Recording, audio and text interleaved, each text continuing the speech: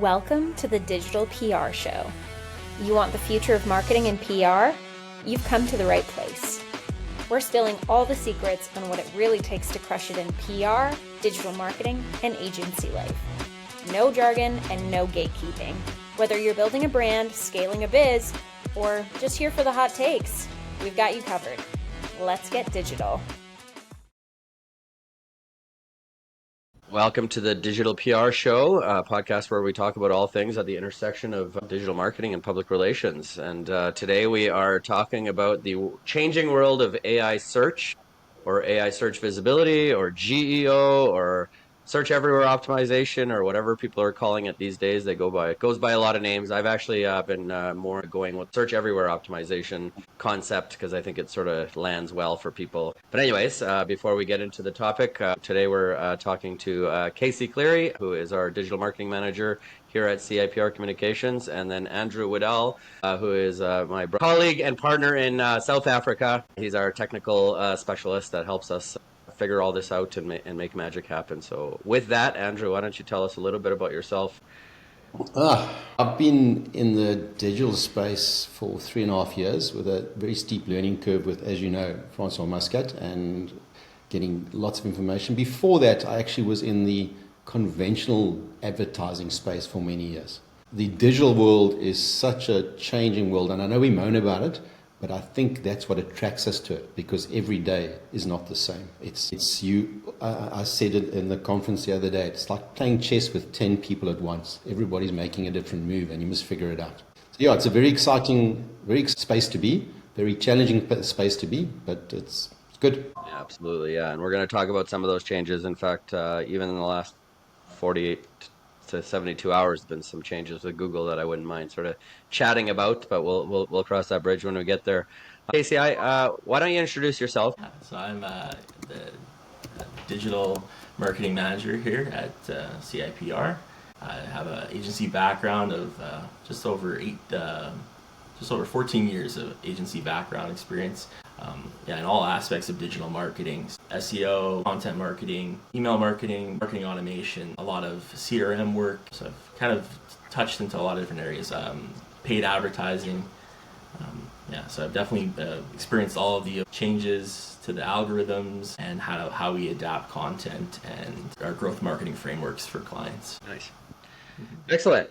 So why don't we get into it? We're here to talk about really the changing world of search. I think that's kind of the broadest way I can introduce the topic. And for context for everybody, obviously, for the last, 25 to 30 years, it's been all Google all the time, with a couple outliers that some people like to use for search. But now we're in this new world where all of a sudden people are using large language models. Google's even changing its search environment. Even social media is starting to become more impactful in the search environment. So, it's really, that's where I like the search everywhere optimization concept, because really, as a brand and as a company, you need to be everywhere where your clients are, right? And where your clients are looking. And that's really fundamentally, it's always been the name of the game, I guess. But now there's more places of where people are looking. So why don't we start off with maybe Andrew, why don't you kind of tell me a little bit about, obviously you've been pretty deep into figuring out how to help people be found in AI search tools. And I know that there are a number of different AI search tools. And so,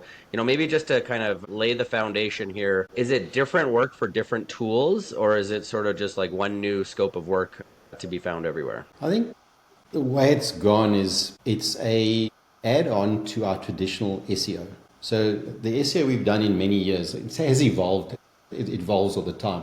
We've done traditional, if you can call it technical SEO, where we're trying to get found on Google. Now, part of that traditional SEO was making sure you have good content on it. It wasn't that important. It was part of the package. Now, even with Google AI overviews and the LLMs, the focus is on helping the user. And you can imagine from a Google standpoint, if they lose market share, they lose ad revenue. So they must offer up the best results for the search query. So to your question, it doesn't change from LLM to LLM. It goes back to, are you offering the best value to the person for the search query? And that's what the LLMs are reviewing at the moment. They're using Google and a few other platforms like Reddit and Quora to find that information. And just over the last month and a half, 2 months, that's getting trickier and trickier to have the correct content on your website.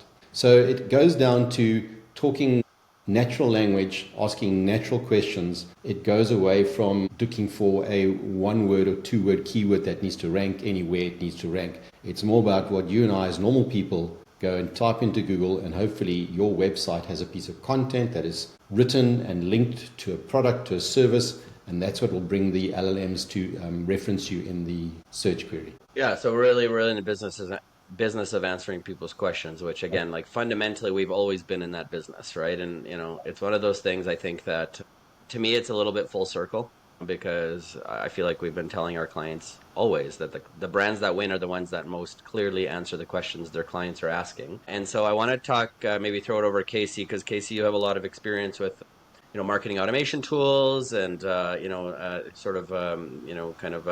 once they get to your website and they start engaging, and sort of how to get them down the sales funnel.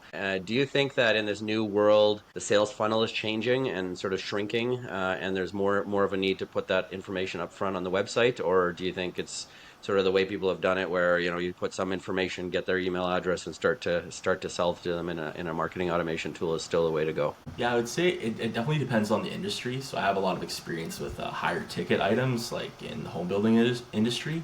So a lot of that is relationship building, like lead nurturing, where marketing automation comes into play. The sales cycle can be really short if someone has a need to buy a new home right away, or it can be really long, but it's all important. So just touching on what Andrew was saying in terms of really dialing in on having all those questions, having content that answers all of those typical questions that person is asking for, like really dialing in on the buyer personas, like who are they, what questions are they looking for. So having that content is key first to answer all the questions. So for just using the same example with a home builder, all of the questions that a typical person would be asking about, like the buying process, different home models, like any question that they would ask should be content, to really develop a robust content strategy around that. And then tying into the marketing automation from there, having all of the CTAs in the right places, having all of the downloadable offers to make a really low friction point so people can download content, get into the system right away, and become leads. So I would say, the sales cycle, like in terms of e-commerce, the sales cycle is shorter than ever. Just to add to that, I mean, he touched on the technical SEO. We can't be found by AI SEO, search everywhere optimization, unless our technical side is optimized. You mentioned the CTAs. You've got the right information on the page of the website. I think 3 months ago, 4 months ago, you would get these comments saying SEO is dead. SEO is not dead. If you don't have SEO, you can't have AI SEO, because there's nothing to build on. So you use the building model. We can't build a house without a foundation, and SEO is the foundation. And we have clients coming to us and say, let's do the AI. And you look at their website and say, we can't do AI right now, but we have to fix the foundation first. Yeah, it's, I think, a really critical point. And I think, it's interesting because talking to some clients that we've been doing SEO for a long time now, really well positioned to leverage and to sort of, take advantage of the new AI search. Whereas, to your point, it's like, it's like, oh, you never invested in this. All you did was digital ads. And now all of a sudden Google isn't the king anymore. And like, now you're in trouble, right? And so, it's sort of like, again, everything's kind of coming full circle for me, because at the end of the day, a lot of brands decided to do the short work and the quick work, which is just put up ads and bring in the business. And now that I think that's under threat. Ads will be here, but they'll be different. It'll be more complex. There'll be more channels, if you will, and it may be more expensive. We're not sure what's going to happen in the ad space. So, I'm always a proponent of, build your foundation, build your house, keep it in good shape, keep it in good order. Fundamentally, your owned media is ultimately where you need to sort of be always investing your time and effort. At CIPR Communications, we always talk about owned media, earned media, and paid media. And certainly, the more you invest in your owned media, I think the better you're going to kind of get through any changes, no matter what the changes are at the end of the day. Now, I want to just sort of understand from your perspective, though, Andrew, obviously this is the digital PR show. And so, back to a full circle thing is PR is making a comeback. Again, I feel like people got away from PR because it was harder, it was more expensive, it took more effort, and people got, found SEO techniques to sort of, I think, accomplish similar things over the last couple of years. But now all of a sudden, this digital PR is making a comeback. And, primarily it's because these large language models want to get sort of, third-party referenced validation, all that type of stuff, right? If the media is picking up your story, that means it's sort of validated by these sort of credible third parties. But what's your perspective on that in terms of like, the impact and the role of PR and digital PR in this whole AI search, world? So as you mentioned, years back, digital PR people were, I don't know what it is, let's just do SEO. And then people started doing PR and trying to do it themselves, and it was a bit wishy-washy. There was no purpose behind it. And now with digital PR in today's age, if you go into any of the places you put your press releases, a lot of them will not accept a substandard press release. It must have credentials, good information, current information, where 2 years ago you could write a bit of dribble and you'd get a press release, or you could publish a press release.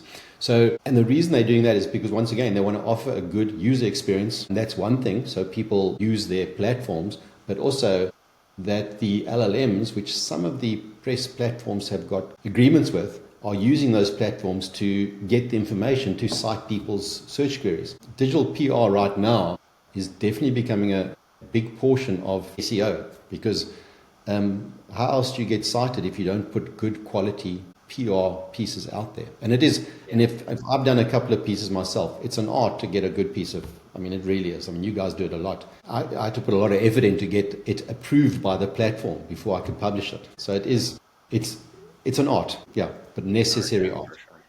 Yeah. What's interesting about it is I had a client back in the day. All we ever did was PR for them. We never did digital marketing. It was just a pure PR play. And, they had a really ambitious and aggressive PR strategy. And I remember one day I was sort of trying to upsell them on some digital PR services and some SEO services. And I remember doing an audit of their website, and their authority score was like through the roof. I couldn't believe it.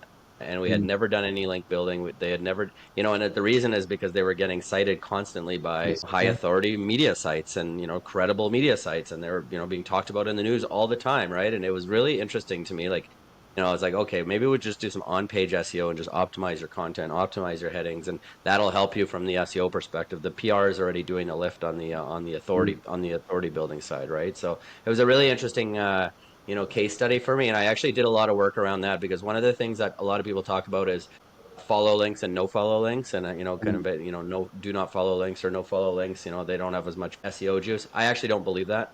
I think it's a bunch of BS.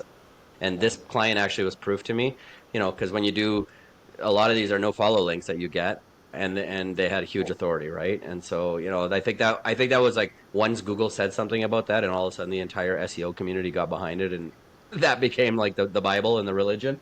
And that's just not sort of, that just hasn't been my experience. So, my message to people is do PR as well. Digital PR, whatever you want to call it. It's an important part of the equation. Definitely. I want to jump in on something, and maybe it's too early, maybe it's not, but n equals 100 or n equals 10. When I say that, does that, you ready to talk about that one, Andrew? That's a big deal. So why don't we unpack that one a little bit? Yeah, so that's coming this month in September. And you can understand it that Google's going, no, you guys can't have all my information. You either got to pay for my information, or I'm just letting you have a certain bit of information. A funny thing there is, if you think about when we had full access to the full 10 pages of Google, we would be telling our clients that, hey, you have impressions, let's say 10,000 impressions, but that goes back to page 3, 4, 5, 6 of Google. And realistically, if you're looking for user experience, out of us three, who goes onto page 2 of Google? We don't go there. So we're reporting or showing performance on the pages that add no value. So yes, it's affected our SEO and our SEO reporting and our projects. If I look at all the projects I'm going through now, especially at the beginning of September, all the impressions have decreased because of this. But realistically, is it affecting my SEO or my digital marketing? It's not. If the foundation is good, it's just telling you that what we're going to report on now is people that actually could convert. So if you're looking at that, Don't let it shouldn't worry you. The next thing you should look at is on the conversions that you have on your website. Are they going up and down? So if they're going down at the same time, well, then there's a problem. Then you need to dig deeper. And maybe I'll just unpack that a little bit just for people who don't know what that means, because there's probably only, a few of us sort of really like geek out on this stuff. Essentially what happened is Google, used to give access to the basically first 100 search results to, various third-party tools and other places to access. And now they've sort of decreasing it to sort of only the first 10 search results. So, to Andrew's point, sort of the first 10 is typically what's considered the first page of Google. So now if you're not on the first page of Google, some of those other tools may not be able to access that information about you, right? So it's again, if you haven't done the SEO and the foundational work up until now, it's concerning. Because now you got to get not only in the top 100 results, but you probably need to get into the top 10 or figure out ways to get into, these tools other ways, right? So it's not the only way to sort of be found, but it's one of the ways to be found. So, but, what you talked about there is really the way we need to start changing the way we measure results and talk about results. I think a lot of SEO people are really good at showing vanity results, to your point, Andrew, and not meaningful results. So, Casey, I'm curious from your perspective, what do we need to sort of focus on from showing value for the work we do as digital marketers, and or what do clients and brands need to be thinking about from a measurable results perspective that actually means something for their business? I'd say that they focus really needs to be like having a really solid content framework is obviously the foundation of SEO, and answering those questions that your ideal buyers or your ideal audience is looking for, but taking it a step further with our marketing automation, so you're able to really dial in on being there to answer all their other questions and give a more of a personalized content experience, because people are at different stages of the buying journey, and they're entering into your funnel at different points, right? They're looking at different pieces of content. So really taking your content to a step further and having those different workflows, lead nurturing campaigns to give a more personalized experience and shorten sales cycle. So you can address, kind of be more smart with your sales cycle and have more context using for example, a CRM, that you would have more context to see on the back end what taking it at a granular level, contact by contact. You can really see their behavior on your site. You can see what they're looking for and make that connection between marketing and sales a lot easier. So marketing can communicate to sales what they need, and just generating more of those leads, but generating higher quality leads because you're able to filter out what they're looking for. Yeah. And I think that's kind of the big thing is high intent clicks or high intent leads. Even leads is a bit of a misnomer in my mind, especially in context of what you just said there, Casey, because like leads, it's like leads that sort of convert to sales or leads that just get into your sales funnel. And so your marketing automation can go to work. Those types of things are different, but they're all important, right? So it's really those high value clicks, if they're clicking on the right calls to action and getting into the right funnels and all those types of things, or just making the sale, right? I mean, it depends on the type of business you're talking about. Obviously, a lot of the clients we work with have a longer sales cycle or more expensive services or offerings, and so sometimes that sales cycle, they need more information to make a decision. They need to be sort of prompted. They need to be touched a number of times. So that's where the advertising, for example, fits in, where if somebody's gone to your website, clicked on some stuff, they got into your sales funnel, and maybe now we have some retargeting ads or things like that happening, where we can just sort of stay top of mind. I'm actually interestingly looking at CRMs right now, and the CRM I'm probably going to go with is actually doing a great job retargeting me. Really, really valuable ads that keep literally their retargeting ads are question, answer, question, answer, question, answer, question, answer in the ad itself. And I think it's very effective. It's like answering my questions proactively as I'm thinking about, whether to go forward or not. So It's working. Again, it's all about answering questions at the end of the day, right? And being that that brand that has the best answers to the questions at the right time, on the right channel, in the right place, all the things, right? So easier said than done, obviously. This is a very complicated business, and it's just getting more complicated not less complicated. And so to that end, Andrew, I'm just curious, you and I, before we hit record on this conversation, we had a bit of a conversation around AI visibility audits and, kind of really figuring out where people are starting from a foundational perspective so that we can kind of make recommendations on where to move forward. What are some of the metrics and some of the things that you think are most important in those types of audits, or when people are trying to figure out how they're found by these tools? What should we be looking for? What should people be looking for? So these typically 4 questions that the LLMs are trying to answer. One is, do they know your brand? So you would type into CIPR, tell me about CIPR. Tell me what CIPR does. And obviously then the information it gives you, you need to find out if it's a positive, if it's correct. So you can't do anything else with AI SEO unless your brand is actually found on the LLMs. Once your brand is found, the next thing to look at, the second question would be to find out how you compare to your competitors. So same back to your business. Who's the best PR company in Toronto? Or list the 5 best PR companies in Toronto. And you list number 5, or you don't list, or you list number 1. Even if you list number 1, your job isn't done.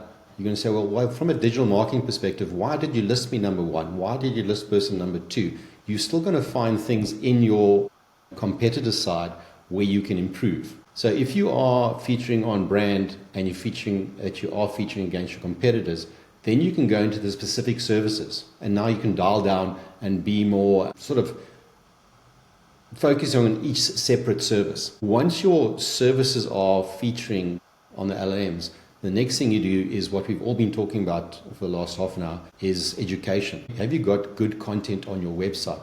So even though you rank for your brand, you rank against your competitors, your 5 or 6 services are ranking, I'm going to talk about the ranking, right, but ranking well, you still have that continuous content update that you must keep top of mind. Now, talking back to the rankings, it's no good just to rank. It's good to have a good sentiment.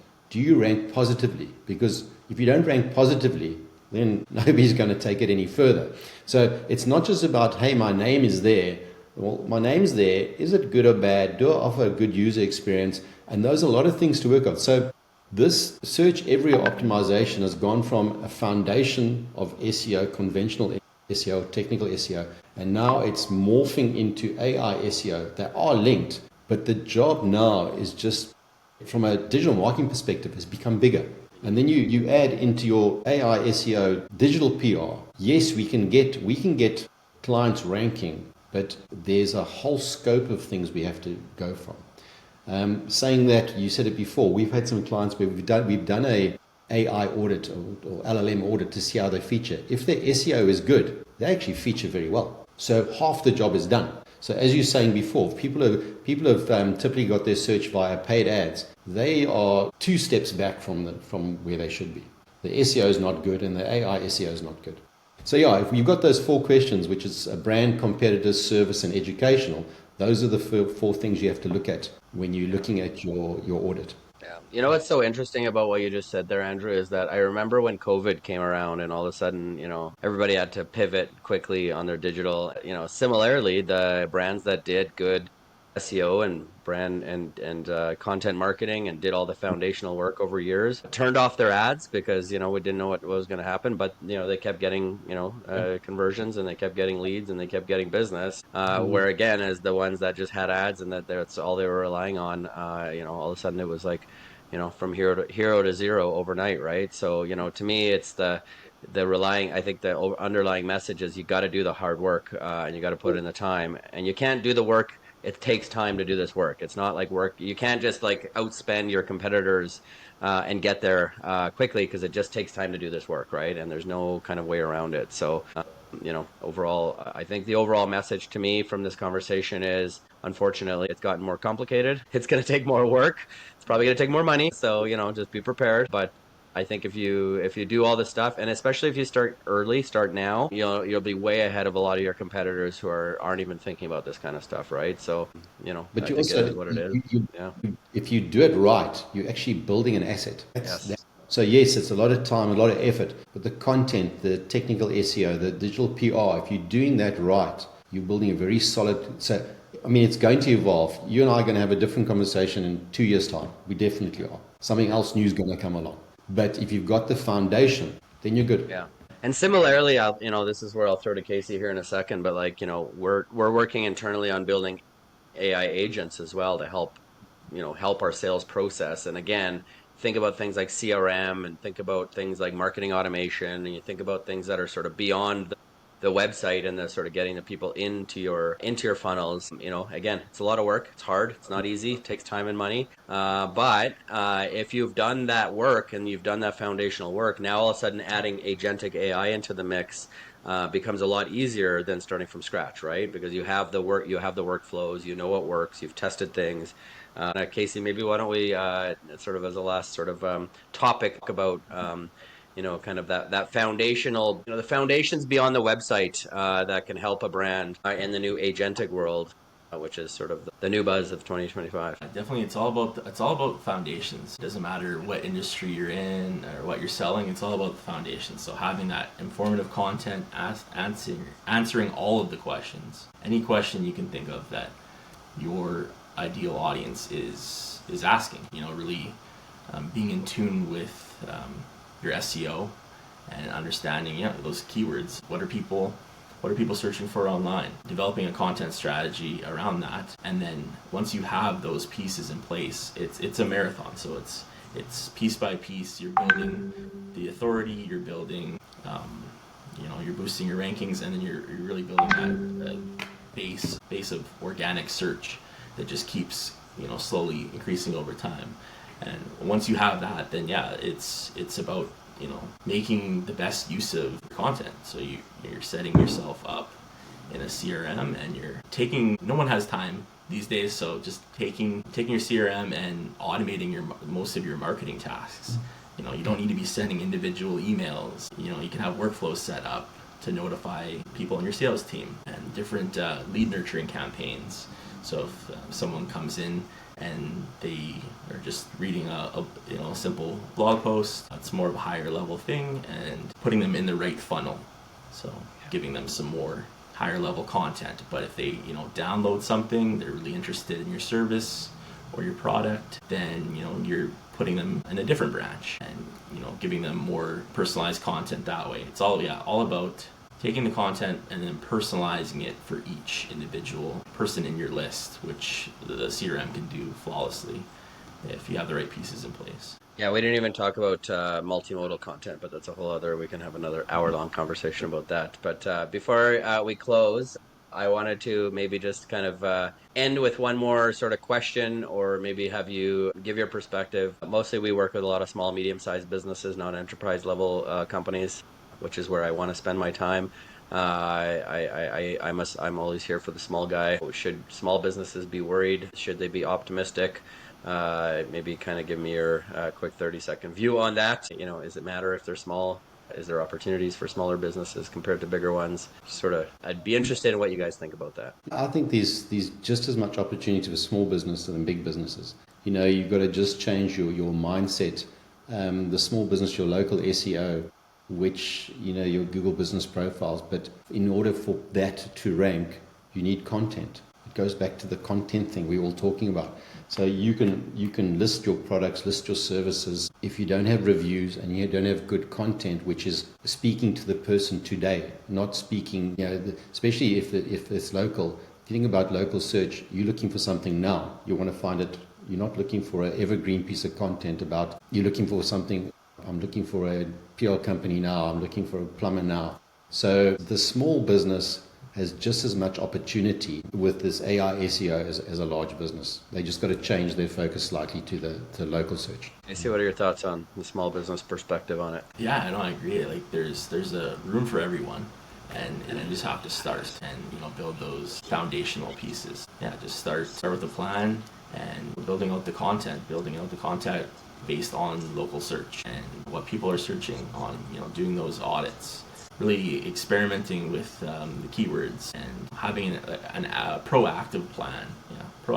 But also just not being intimidated. As a smaller business, getting into setting up your SEO and your PPC and getting started. Like there is a place for everyone. You can get your little piece of the pie. I'm going to end with a message of hope for small businesses, because I also run a small business and I've never been more excited about the future. I think actually there's a huge opportunity for small businesses to actually leap over the bigger businesses. You know, you're small, you're nimble. You don't have these massive legacy systems. You don't have giant bureaucracies to sort of try to navigate through change. Lots of advantages there. But I think the most important thing is mindset, and you got to think bigger than you are. I hear a lot of small businesses saying, "Oh well, I'm just a this, I'm just a that," and it's like, no, you're actually an expert in what you do. You are in touch with your clients. You know every single day what's on their minds, right? Like you have so many advantages that sort of fit into this world. And I'm going to bring this back to digital PR and just the way we've evolved our digital PR approach. Because I actually just met, Casey and I met with a few small businesses in Edmonton recently, where, you know, and I distinctly remember one business where they had sort of a number of questions on their desk that they had to answer, and it was a sort of like this painful concept to think about of, after everything I got to do, now I got to go and answer all these questions for my digital marketing agency. And so, you know, what we offered to them is exactly what we're doing right now, is why don't, instead of you answering those questions, why don't we jump on a Riverside interview? We'll have one of our former journalists interview, ask you all these questions, get you talking, and, you know, in a 45-minute to an hour conversation, we can get answers to all your questions. We can get little short video clips. We can, you know, get FAQs, and you can just shine.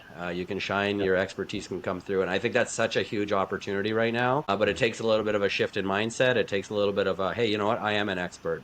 Let me get on the camera. Let me answer some questions, and then let my digital agency do the work, be up behind the scenes to sort of bring all that to life. So, you know, I think it's an exciting time for small businesses, and I think we're going to see an explosion actually of small businesses, and I think we're going to see giants like Google and others get disrupted, like we are seeing by companies like OpenAI right now. So that's my message of hope. Exciting stuff. Yeah, excellent. Well, I appreciate both your times. I'm sure we'll be back in touch here and having another conversation with the two of you in 6 months and talking about a whole different set of things. But we'll try to get to that place without losing. So far, all of us have quite a good head of hair here, so we're good. So thanks again, guys, and till next time. Crazy. Well, there you have it. That's a wrap on this episode of the Digital PR Show, where the future is digital and so are we. Make sure you subscribe or catch us on socials at CIPR Comms or on the web at CIPRcommunications.com. Talk soon.